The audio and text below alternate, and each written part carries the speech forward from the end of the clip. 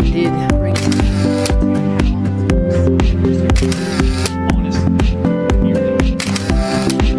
Citizens Minutes, 29th edition. My name is Robert Wilkins. It's been a muggy Monday afternoon on the Plains of Auburn. We had two citizens that spoke on the items on the agenda.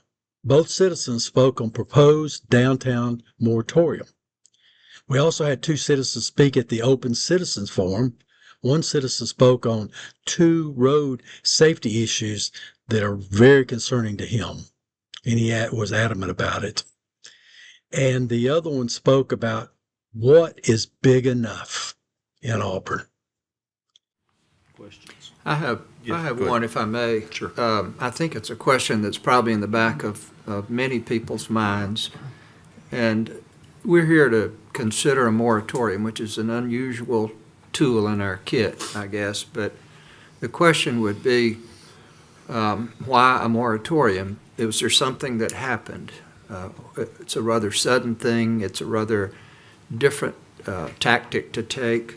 Was it because the growth was much more rapid than we thought? Or is it because we need a quiet period to consider these things? Or have we run out of easy solutions on these things, and the solutions that we would reach for now are more complicated? But why a moratorium? Why does it benefit the city of Auburn to stop taking applications for building permits in those areas mentioned? And this facilitates our ability to get this done, to get a look at all four of these departments. Actually, Mayor, procedurally, typically you're not if you've already spoken. It's up to you guys if you're going to waive that procedure. Is the council okay? I mean, I'd like to waive that. I'd like to You waive it that, too. but you need to then set a rule for tonight. You still get, typically everybody once, and then if you want to hear from people a second time, you let everybody go the first time and then go from there. Does that make sense? That's your normal procedure, is everybody gets one shot at a public hearing. You're saying on a given night, you're going to give them that once, but if they want to speak a second time, that's going to be up to you from there tonight. Okay. Yes, sir. Appreciate that. I'm here concerned, of course, Agenda 9A.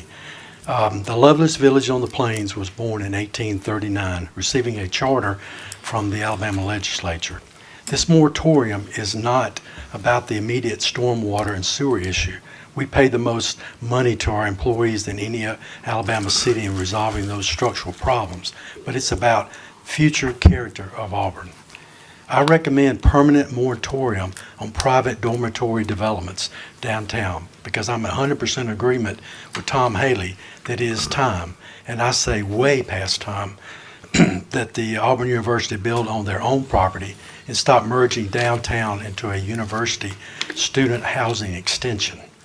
Downtown already houses too many, 160 Ross, the Standard at Auburn, West and Wright, 191 College, Uncommon, Aleve, and the newest eyesore, Accolade, Auburn.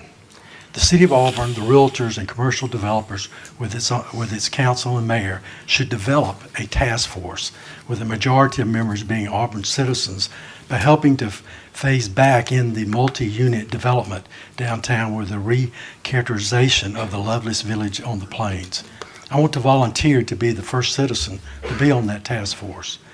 Let's bring back the unique warmth that myself and others who have attended Auburn University or have grown up in Auburn, like the Mayor Anders, Councilman Moorman, Councilman Taylor, and Councilman Dawson.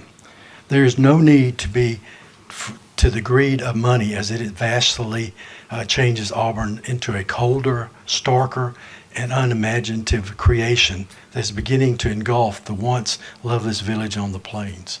But also, money can bring people and its community back together while preserving history and the love for each other. There are hundreds of stories about Auburn residents who have transferred their love for Auburn University by the strength that love through the city of Auburn. There are two stories representing that love that I'm going to talk about. The first story I experienced firsthand. After the STR5, Taylor, Griswold, Anders, Parsons, and Dawson voted to destroy half of the short-term rentals in Auburn, our constitutional rights, I had to find something that gave me flexibility in taking care of my wife who has MS. So I started doing Uber Eats deliveries. One day, years ago, I delivered this one location and was immediately enthralled and amazed by the owner's creativity and obviously love for Auburn. A statement on their website said, "It takes us 4 years to graduate from Auburn and the next 25 years trying to figure out how to get back." The husband and wife with 2 teenagers moved from Memphis to start an adventure that strengthened their love for Auburn while preserving and transforming the historic Whittle Hall into the Collegiate Hotel that is about downtown Auburn is all about. Second story is about 2 Auburn graduates that were a generation apart in age but have great love to Auburn. One was in real estate while the other was in construction. They have accumulated more than 1 million square feet under their management, care, and ownership. 4 supermarkets, 35 restaurants, 7 office buildings, 7 medical facilities, 10 game day event rentals, 17 convenience stores, an array of retail shops, also building of residential subdivisions, 50 roads, and more. A quote from the website of theirs was, "Because of their ties to Auburn University, development opportunities naturally migrate to Auburn, Alabama." Of course, I'm talking about Haley Red Development Company. As you may have noticed, both of these men from the different businesses spoke at the last council meeting on the moratorium. These are the kind of business owners that help to grow Auburn, while at the same time strengthening its roots. We're Capstone Communities, who I represent, of Birmingham, Alabama, and our JV partner, Landmark Properties of Athens, Georgia. We're currently under contract to purchase several existing multi-parcel units on West Glen Avenue adjacent to Uncommon Auburn, and subsequently redevelop said parcels into a new and more efficient multi-unit residential development to house approximately 927 students. The property itself is presently designated for high-density student housing use and currently provides student housing for over 200 students. Furthermore, the project is planned to meet the city requirement of 1.1 parking places for every student on site, so we do not anticipate the requirement of any variances. We initially commenced discussion of the project with the Auburn City staff, Megan Crouch, Scott Cummings, on October 4th, 2024, and over the course of the last year, we have been working in good faith to acquire the land and effectuate commencement of the project. On September 26, 2025, we formally requested a pre-application meeting with the city, which was formally conducted on November 12, 2025. Under our current schedule, without effectuation of the proposed moratorium, our development would not break ground until the earliest of November 2026, and as projected would be ready for delivery for the 29-30 school year. However, should the council approve the proposed moratorium, our development could be delayed until potentially the 2031 or 2032 school year, effectively creating a 2-year setback. We'll be voting on the entire ordinance as amended, all right? All right, Parsons, Yes. Taylor, Yes. Bitten, Yes. Adams, Yes. Koblenz, Yes, ma'am. Dawson, Yes, ma'am. Griswold, Yes, ma'am. Mormon, Yes, ma'am. Anders. Yes. Right, so the ordinance is adopted as amended. Yep. And you got my note, Sonny and Kelly, for your time in the service. I really, really appreciate that. Yeah. I was here, I think, 2 meetings ago, 4 weeks ago, and I mentioned a couple things. That manhole that was not covered on Dean Road and so forth. By the way, it had been that way for years. It's not just like something just happened. Just been that way for years, and I'm really glad that got taken care of. I'd hate to see something fall down there, particularly like a little child or something that couldn't get out of there, particularly if it rained. The other thing I mentioned, and last Saturday morning, I drove in front of your city hall there, Tishner Avenue, and I was there, right, Tishner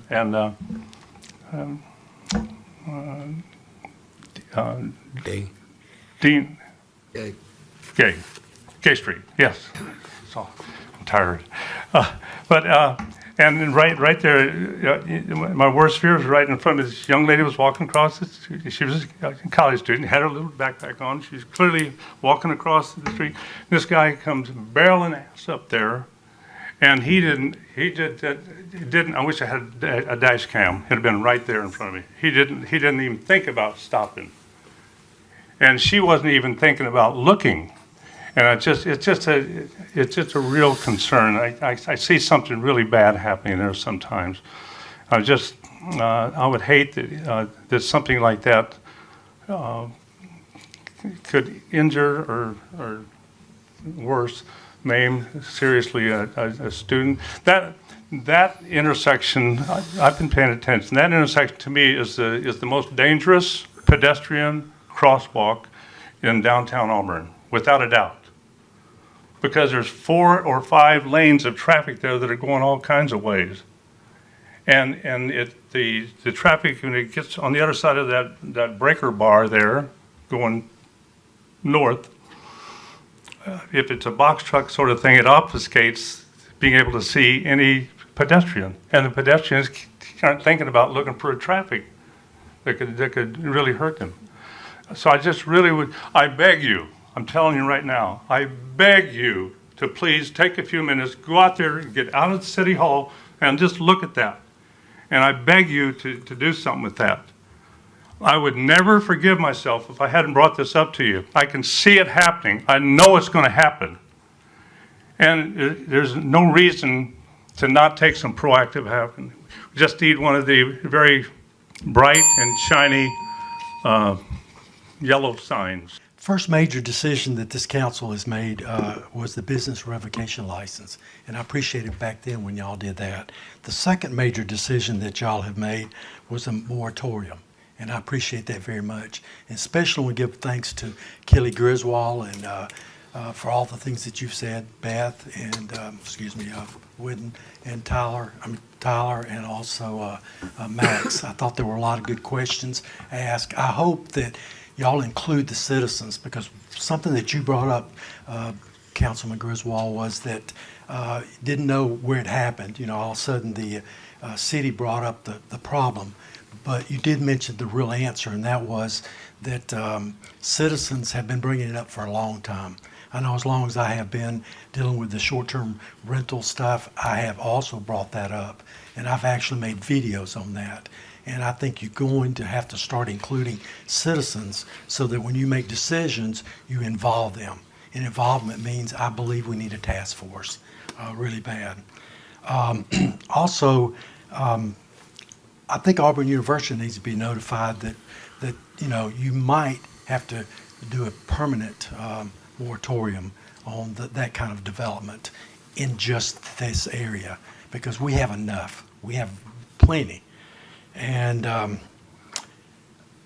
believe your next major decision is going to be even more difficult. Is what is big enough in Auburn? Where do we stop? I mean, it's kind of like a billionaire becoming a bigger billionaire, or a millionaire becoming more millionaire. What are we really looking for? Are we looking for an incredible community? Are we looking for income? Are we looking for great revenue? Is that all we're looking for? Because that's all I ever hear, to be honest, is all the revenue, all the things we can do. Even some of the developers, and I believe in development. I've owned businesses, I understand it. But is there not a level that we need to start looking at and then refining the things that we have? We have a planning commission. I don't see anything the planning commission does except decide on different zoning things and so forth and requirements. But maybe there needs to be somehow that they start working on the beautification, the beauty of a city like Auburn with all the great talent and all the great things, and involving more people in the community. And all the committees, subdivide those committees, involve more people. Thank you. Ronald Reagan said, you can't be for big government, big taxes, big bureaucracy, and still be for the little guy. Citizens' questions. Leroy asked, why do we pay our upper bureaucrats more than any Alabama city government employee? Well, Leroy, it's easy. Our city council sets the standard by paying. There goes our city at work. The people that really work hard. It's the claw that comes over and picks up our trash just came by. So good timing. We appreciate those guys. Those guys work hard. Well, Leroy, it is easy. Our city council sets the standard by paying our city manager $250,000. Do you realize in a short period of 4 years, the 4-year terms that our council has, that they will pay our city manager $1 million, more than any city employee in the state of Alabama. And because they do it, because they can. Auburn's Voice is on many social networks, nextdoor.com or youtube.com or facebook.com. Or if you want to contact me directly, robert@auburnsvoice.com. That's robert@auburnsvoice.com. Or call me directly, 205-399-1579. Also become informed by gathering information by joining the city site on E-Notifier. Go to www.auburnal.gov/E-Notifier. That's www.auburnal.gov/E-Notifier. Remember this, your council is only as good as the information that you gather. Good evening.